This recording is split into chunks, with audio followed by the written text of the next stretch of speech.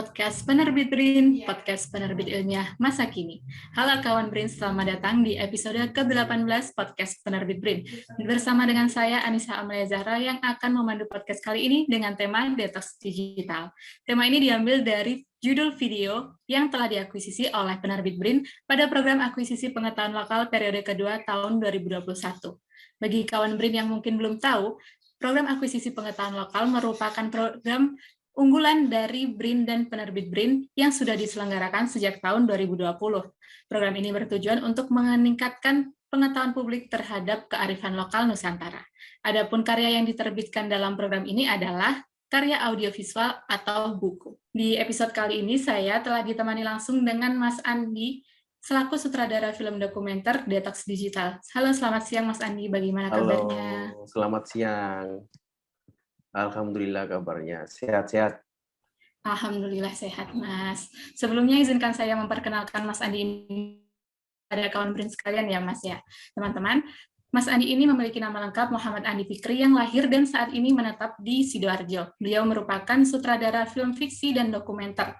Sebagai dokumentaris, Mas Andi aktif sebagai anggota Asosiasi Dokumentaris Nusantara Korda Surabaya. Dan juga Mas Andi juga mendirikan Asosiasi Sineas Film Sidoarjo atau AFSIS sebagai wadah baru untuk perfilman di Kota Udang ini. Hebatnya lagi, Mas Andi ini aktif mengajar di Universitas Muhammadiyah Sidoarjo sebagai dosen mata kuliah filmografi dan sinematografi sejak tahun 2021. Kali ini saya akan berbincang langsung dengan Mas Andi untuk menceritakan kisah beliau selama memproduksi film yang berjudul Detox Digital ini. Video ini telah terpilih dalam program akuisisi pengetahuan lokal periode kedua tahun 2021. Nah, Mas, karena podcast kali ini membahas tentang detox digital, kita jadi penasaran nih, bagaimana sih kehidupan anak-anak di kampung Lali Gadget ini? Karena sudah penasaran banget nih ya, pengen tanya-tanya. Kita langsung saja ke pertanyaan pertama ya, Mas ya. Pertama, saya pengen tahu nih, Mas, gimana sih awal mula Mas Andi bisa tahu tentang Kampung Lali Gadget ini, dan gimana Mas Andi bisa kenal sama Mas Ahmad Irfandi yang mendirikan kampung ini? Pertama, Kampung Lali Gadget ini kan didirikan tahun 2018 ya. Saya baru tahu itu sekitar tahun 2019 karena ada beberapa kegiatan yang ada di sana. Cuman pada waktu itu saya memang nggak dekat ya dengan itu. Namun dengan adanya ke sini waktu pandemi ya, waktu pandemi ini kan tahun 2020, itu kan semua anak itu kan dirumahkan semuanya, di rumah, belajar di rumah. Apalagi kalau nggak bermain dengan gadget ya gitu ya. Iya. Nah, dari situ ada beberapa hal ya, termasuk saya juga sebagai sutradara juga, sebagai filmmaker ada beberapa keresahan juga. Saya sendiri juga di rumah kan ngapain gitu loh, kalau nggak hanya sekedar bermain gadget dan lain-lain gitu loh. Apalagi anak-anak yang kecil gitu.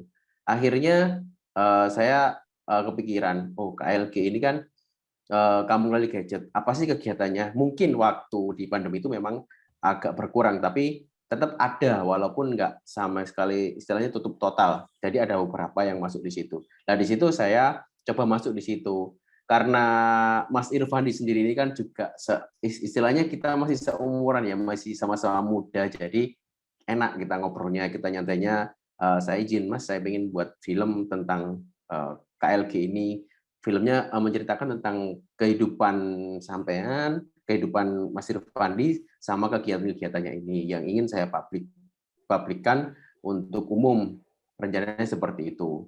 Itu jauh sebelum saya tahu untuk ini ya, untuk di program akuisisi. Jadi saya membuatnya dulu. Jadi memang saya membuat untuk atas dasar keresahan saya sendiri, karena semua orang waktu itu dan anak-anak khususnya itu semuanya pada main gadget semuanya. Itu sih keresahan dari saya. Berarti itu sudah ada latar belakang dari Mas Andi mengangkat tema ini sebagai film dokumenter itu dari keresahan Mas Andi sendiri gitu ya, Mas ya? Iya.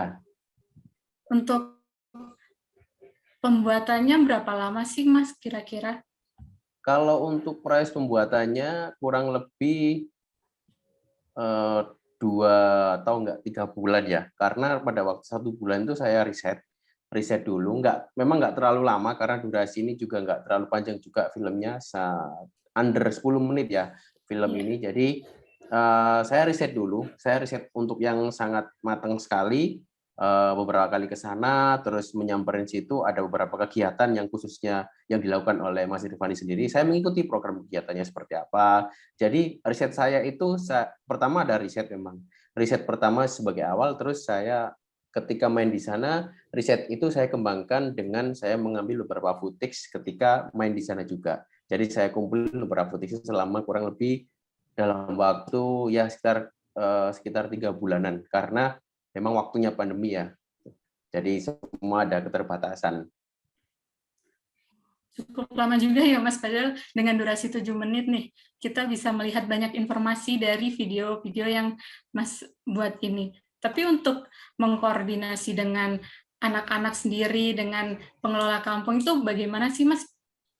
Pasti juga susah juga kan ya? Iya, karena kan gini, setiap mungkin nggak hanya saya, hampir sama semua untuk orang-orang yang di dokumenter itu kan karena kita itu nggak bisa ada waktu, misal kita deadline dalam waktu seminggu. Mungkin kalau film fiksi bisa ya, tapi kalau untuk dokumenter kita harus ada pendekatan dulu. Mungkin pertama saya ke sana mungkin 1-2 jam, terus kedua sampai setengah hari, terus sampai full day gitu main di sana, ketemu anak-anak sana. Jadi ketika teman-teman dan anak-anak kecil itu kenal dengan saya entah saya bawa apapun itu mereka welcome gitu. Tapi pertama ketika tahu saya nggak bawa kamera pun mereka nggak istilahnya tidak ada respect dengan saya. Tapi ketika mereka sudah kenal dengan saya, terus saya bawa kamera, itu mereka nggak peduli saya bawa apa gitu. Karena kita sudah dekat, makanya butuh waktu sekitar 2-3 bulan itu tadi untuk pengenalan. Saya sering main ke sana gitu. Berarti yang paling lama tuh untuk mendekatkan diri kepada anak-anak itu sendiri ya Mas ya? Iya, pengenalan yang terutama. Karena pendekatan secara persuasif itu kan dari diri manusia masing-masing ya. Misalnya gini, ketika saya ketemu dengan si A gitu ya, ataupun dengan orang yang saya sukai, misalnya calon pacar saya gitu, itu saya suka dengan dia, tapi kan nggak mungkin saya langsung menyatakan cinta kan gitu. Saya harus butuh PDKT dulu, harus bagaimana, traktir apapun. Selama sekian proses, sekian bulan, sekian tahun, bahkan ketika dia sudah klik, saya bawa apapun, saya pengen ngungkapin apapun, dia welcome gitu loh. Yes, wajar lah sebagai manusia seperti itu. Karena kalau berbicara tentang film di dokumenter kan, kita harus menyajikan ini secara faktual ya, data dan riset di lapangan itu yang harus kita pertanggungjawabkan. Apa yang ada di sana ya itu yang kita ceritakan. Tapi untuk kendala Mas Andi sendiri dalam memproduksi film ini apa sih Mas?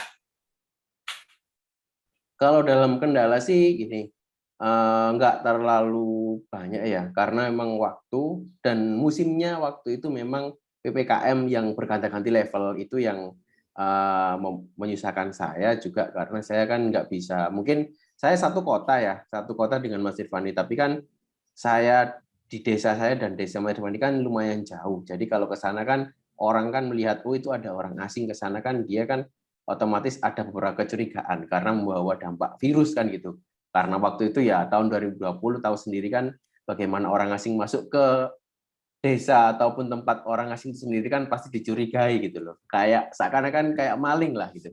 Padahal ya membawa virus dari luar masuk ke desa karena bukan orang itu. Ya itu yang sangat saya alami. Terus kalau pulang terlalu malam nanti takutnya ditutup untuk bisanya. Berarti lebih ke arah birokrasi juga ya Mas ya, dari aturan-aturan pemerintah Iya, juga. aturan itu mau nggak mau ya harus saling mentaati, terus prokes juga, karena kan di tempatnya ini kalau di KLG sendiri, kamu KLG sendiri kan tempatnya lumayan jauh dari kota, maksudnya dari pusat kota itu lumayan jauh di situ. Jadi masuk ke sana itu kan bener-bener kayak orang asing yang baru datang gitu. Oh, itu pasti kelihatan gitu loh. Kalau orang asing ke situ pasti kelihatan karena dia di desa. Mungkin kalau di perkotaan, di pusat kota kan nggak tahu tuh karena ada lalu lalang pasti orang urbanisasi. Kalau di situ kan nggak, orang desa, pure murni desa, dan di dusun ya. Ini lebih tepatnya di dusun, itu dikelilingin oleh sawah gitu. Dusun ini tepatnya di tempat kamu lagi ini. Jadi orang asing masuk ke sana pasti minimal ada kecurigaan karena ya tadi membawa virus dari luar masuk ke dalam. Gitu. Tapi untuk jalannya ke sana itu apa susah sih Mas, kayak di agak dalam atau jalannya kurang memadai gitu nggak Mas? Nah, kalau untuk jalan sendiri enggak, masih normal lah. Masih normal kalau untuk ya satu mobil masuk lah untuk itu. Cuman kan karena wilayah desa ya, desa mungkin kan di situ kan dari kumpulan orang-orang sendiri kan pasti tahu, oh itu dari mana kan gitu. Orang desa kan lebih peka ketika ada orang asing masuk daripada orang kota. Karena orang kota kan setiap hari orang asing gitu loh, ketemu orang asing. Kalau Iya, di desa kan cenderung belum cuek tentu gitu ya Mas? belum tentu satu hari ketemu orang asing.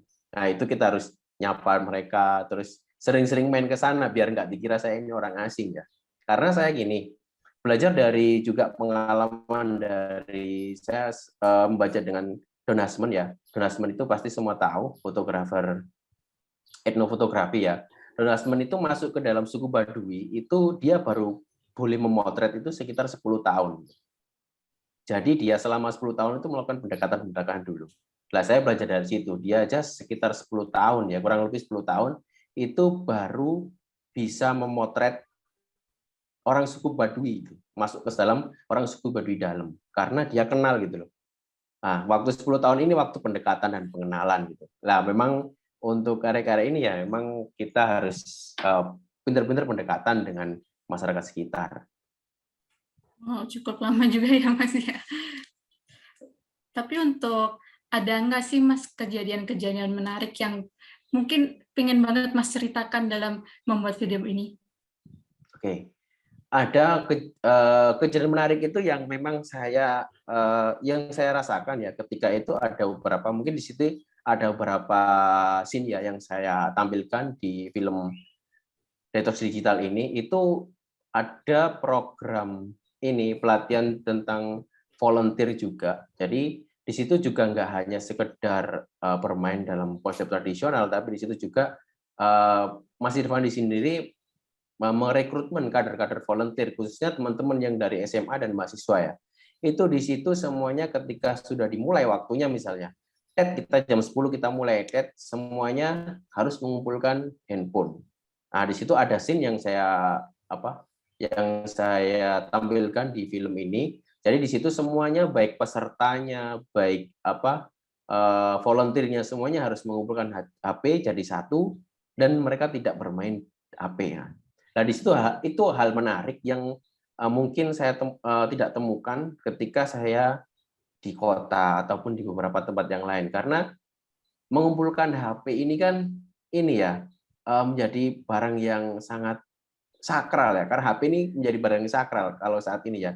Kita butuh lihat cek status, lihat chat update story, Insta stories, WA story dan lain-lain. Nah, itu mereka dengan waktu kurang lebih ya 4 sampai 5 jam itu mereka nggak bermain HP sama sekali, ditaruh benar-benar peserta dan volunteer itu ditaruh, kita bermain, kita belajar bersama dengan alam.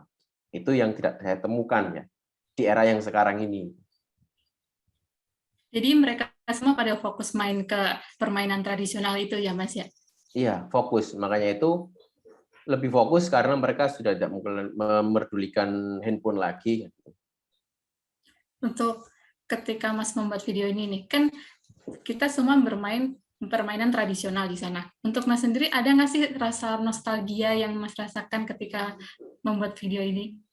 Oh, ada. Pasti ada ya. Semua orang mungkin era-era tahun 90-an ya, 90-an atau 2000 akhir lah mungkin. Kalau sudah mulai 2010 atau 2000 sekian itu sudah nggak merasakan. Kalau saya mungkin di era-era karena era 90-an itu banyak ya permainan-permainan tradisional termasuk ada permainan dengan gobak sodor, terus permainan membuat membuat perahu dari daun, membuat pesawat dari daun. Jadi semuanya yang ada di alam itu kita tanpa membeli kita bisa membuatnya gitu loh. Karena di situ ada edukasi. Mas Irfani sendiri dia juga fokus pada untuk psikologi dari psikologi anak juga ya. Jadi dia misalnya kita membuat pesawat terbang ataupun kapal dari daun. itu nggak hanya sekedar dia hanya mengenalkan mainan tradisional dari daun, tapi di situ ada sistem kehidupan dari pohon. Daun ini kalau gugur kita bisa gunakan, dan daun ini juga dari pohon. Pohon ini juga berasal dari, kalau dia hidup dia bisa memberikan oksigen kepada masyarakat, kepada semua orang di sekitar sini. Jadi manfaat pohon ini nggak hanya sekedar untuk kita buat main, tapi dia bisa memberikan manfaat untuk orang banyak. Di situ Mas Frandi sendiri juga menceritakan itu, memberikan nasihat secara mungkin secara tidak langsung ya. Jadi karena kan psikologis anak ketika waktu usia-usia dini itu, kalau dikasih tahu seperti itu, walaupun tidak sadar ya, itu bisa masuk gitu loh, bisa masuk dan bisa terekam. Kalau dia usianya sudah besar mungkin cuek lah, apalah itu. Kalau anak-anak SD itu kan, oh iya ya, ini bisa memberikan kita nafas, memberikan kita oksigen yang bersih. Dia rela loh pohon ini menyaring oksigen yang kotor menjadi bersih masuk ke kita gitu. Dan juga daunnya bisa kita gunakan, tangkainya kita bisa gunakan untuk bermain perahu, bermain pesawat, bermain dibuat untuk kalung, buat gelang kan gitu, macam-macam kayak gitu.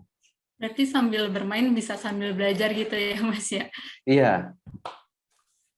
Tapi untuk anak-anaknya dari mereka sendiri sih, Mas, sejauh yang Mas Andi tahu, apa sih permainan yang paling disukai anak-anak di sana? Oke. Nah, kalau untuk permainan yang memang umum ya, yang dilakukan di sana itu ya ada ini ekrang ya, ekrang itu biasanya karena itu dia melatih keseimbangan antara kanan dan kiri, otak kanan dan otak kiri juga. Ekrang, terus permainan untuk apa itu? Ini apa ya? Banyak sih, soalnya di situ gini ya. Kalau menyebutkan satu-satu saya lupa, karena setiap minggu Pak, ataupun setiap bulan itu pasti ada perbedaan. Karena satu, misal ekrang ini kan karena dia properti yang sudah dibuat. Terus ada juga itu yang sudah dibuat, yang itu dimainkan, yang setiap hari dimainkan oleh anak-anak teman di sekitar situ. Kalau biasanya di hari Minggu itu kadang-kadang mereka ada event yang masyarakat luar itu, khususnya anak-anak ya, itu bisa main di situ gitu loh. Bisa main, bisa bermain bersama-sama. Karena kalau hanya sekedar mainan-mainan yang itu nggak mencukupi. Jadi Mas Irfandi sendiri mempelajari teman-teman ini, anak-anak ini untuk membuat kincir angin, membuat pesawat, terus membuat semuanya hal-hal yang dari alam ini sekitar situ. Jadi ada yang juga sampai ini menanam padi juga ketika waktunya panen ya, ketika waktunya penanaman musim tanam, karena di depan kampung Legit ini depannya itu sawah. Nah itu ketika sudah musim tanam, teman-teman diajak untuk tanam juga gitu, walaupun hanya cuma sekian meter ya, karena untuk kebutuhan belajar mereka biar tahu menanam padi itu gini, jalannya mundur gitu loh, nggak zigzag, nggak maju, nah gitu. Semuanya paham akhirnya, oh kayak gini lucu, mungkin bermain lumpur dan lain-lain. Berarti untuk sistem permainannya sendiri nih Mas, kan ada yang permainannya terbatas untuk permainan itu sendiri. Nah, berarti untuk sistemnya itu terbagi menjadi beberapa kelompok itu ya Mas ya? Apa bagaimana? Iya, kalau untuk SIM sendiri kan karena dari KLG ini kan sudah ada beberapa tim ya, maksudnya ada beberapa orang yang membantu Mas Irfandi sendiri untuk mengkoordinasi beberapa permainan. Misalnya bermain di air, itu ya mandi di kali, terus bermain lumpur, terus main di daun-daun. Nah, kita memakai daun apa? Terus kita main untuk peperangan misalnya, kita membuat pistol dari pohon, terus kita diisi dengan biji-bijian, itu kita membuat kayak itu. Jadi semuanya di era-era tahun mungkin kalau saya sendiri merasakan di era-era 90-an itu, era 90-an ya itulah yang saya rasakan gitu loh, bermain di era 90-an, semuanya bisa jadi mainan. Kita tanpa memegang HP pun kita sudah ada gitu loh bermain. Kita tidak beli internet, tidak pakai wifi, tidak beli pulsa dan macam-macam. Semuanya gratis sudah disediakan oleh alam. Lebih efisien dan ekonomis ya Mas ya. Iya. Terus lanjut nih Mas, untuk setelah Mas Andi membuat video ini, pasti ada nggak sih pengaruh besar yang Mas Andi rasakan atau nilai-nilai yang Mas Andi dapatkan dari film ini? Oke, dalam pengaruhnya ya, pengaruh besar terutama satu dampak signifikannya kepada saya sendiri ya, sebagai selaku filmmaker yang membuat film ini, itu pasti yang saya rasakan dan mengobati rasa kekangenan saya ke era 90-an. Terus untuk ini saya juga, film ini kan juga saya diskusikan, saya kelilingkan nobar kepada beberapa komunitas, kepada beberapa event untuk agar sadar karena saya percaya bahwa sinema itu mempunyai ruangnya masing-masing dan itu orang tahu sinema ini sebagai suatu karya film biar dapat satu juga dapat menjadi suatu inspirasi dari orang yang melihat dan juga biar mereka tahu oh dampaknya seperti apa sih, karena dampak gini, karena Mas Irfandi sendiri satu ya, dia tidak mencoba menghilangkan gadget ya, karena ini kan segera detox ya. Jadi dia tidak menghilangkan gadget. Gadget itu karena teknologi kemajuan itu sangat berkembang, tidak hanya setiap tahun, setiap menit itu sudah berkembang gitu loh. Teknologi ini kemajuannya, tapi bagaimana kita sebagai mungkin dia orang Indonesia ya, orang Indonesia kita harus menyikapi ini dengan bijak gitu loh. Makanya itu di detox digital ini tidak menghilangkan teknologi, tapi kita agar bisa menyikapinya. Mungkin kita berhenti bermain gadget itu dari 1 atau 2 jam, kita bermain yang lain, hal-hal yang lain gitu. Hal-hal tentang alam, tentang kehidupan apa gitu. Jadi biar nggak fokus dan stuck ke gadget. Karena urusannya panjang nanti, karena kita tidak untuk apa tidak bisa bersosial lagi gitu loh. Yang dulunya yang jauh semakin jauh, yang kita yang dekat ini malah semakin jauh gitu loh. Iya, benar sekali ya Mas ya. Kita udah banyak ngobrol nih tentang Mas Andi dalam memproduksi film Detox Digital ini. Sekarang kita akan melanjutkan obrolan kita terkait program akuisisi pengetahuan lokal dari penerbit BRIN. Kalau boleh tahu, Mas Andi, bagaimana sih awal mula Mas tahu tentang program akuisisi ini dan hingga berminat mengirimkan karya Mas Andi ke program ini? Oke, awalnya itu dari ini ya, dari komunitas juga, dari organisasi ADN ya, Asosiasi Dokumentaris Nusantara, itu ada share ini, ada program dari LIPI ya, waktu itu LIPI ya, masih LIPI, waktu itu masih LIPI, itu di-share, oh ada program ini menarik, coba di-share gitu. Ya mungkin kalau saya ya, sebagai seorang filmmaker, film ini kalau harus ada eksebisinya gitu loh. Termasuk BRIN yang sekarang ini kan, termasuk program akuisisi ini, termasuk juga hal yang menarik gitu loh.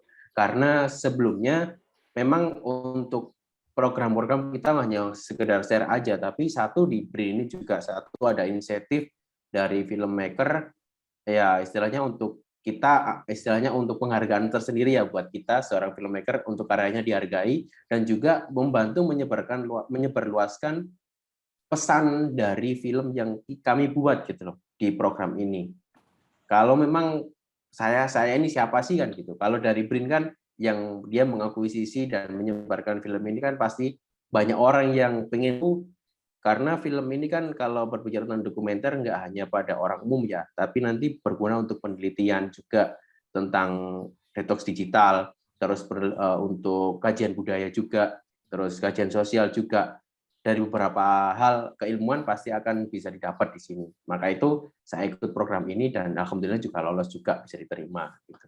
Alhamdulillah sekali. Terakhir nih Mas, boleh nggak dikasih kesan pesan yang Mas Andi rasakan dan pengen Mas Andi sampaikan kepada kawan BRIN yang mungkin ingin mengikuti program akuisisi pengetahuan lokal dari penerbit BRIN ini? Oke, untuk semuanya dari kawan BRIN ya, dan terutama dari filmmaker yang di seluruh Indonesia ini, mungkin kedepannya nanti kan ini ada program BRIN ini kan berkelanjutan, jadi pasti nanti akan ada dibuka terus. Jadi untuk teman-teman yang pengen karyanya juga termasuk satu dihargai dan juga bisa dibantu sebarluaskan dari BRIN sendiri dan bisa nanti film kalian itu bisa masuk ke ruang-ruang tersendiri, kepada orang-orang yang ingin kalian tuju. Dan itu pun bisa memberikan dampak sosial dan manfaat ataupun inspirasi kepada banyak orang. Maka itu nanti teman-teman bisa submit karya kalian di BRIN, di program akuisisi BRIN ini di audiovisual dan buku ya. Wah, menarik banget ya kawan BRIN. Perbincangan kita kali ini dengan Mas Andi sampai-sampai tidak terasa di penghujung waktu. Terima kasih kepada Mas Andi yang sudah meluangkan waktu untuk berbagi pengetahuan dan pengalamannya dengan kawan BRIN sekalian. Semoga podcast kali ini dapat memberikan informasi yang bermanfaat kepada kawan BRIN terkait video detox digital karya Mas Andi ini. Selain itu, bagi kawan BRIN yang ingin mendapatkan pengalaman menarik, seperti Mas Andi dapat berpartisipasi dalam program akuisisi pengetahuan lokal penerbit BRIN dengan cara mengirimkan karya audiovisual atau buku. Untuk informasi lebih lanjut terkait program akuisisi pengetahuan lokal, kawan BRIN dapat mengunjungi tautan melalui linktree/akuisisi BRIN. Jangan lupa juga untuk menonton Detox Digital karya Mas Andi ini di bit.ly/detox-digital. Nantikan terus podcast episode selanjutnya ya kawan BRIN. Sekian podcast kali ini, terima kasih. Podcast Penerbit BRIN, podcast penerbit ilmiah masa kini. Sampai jumpa.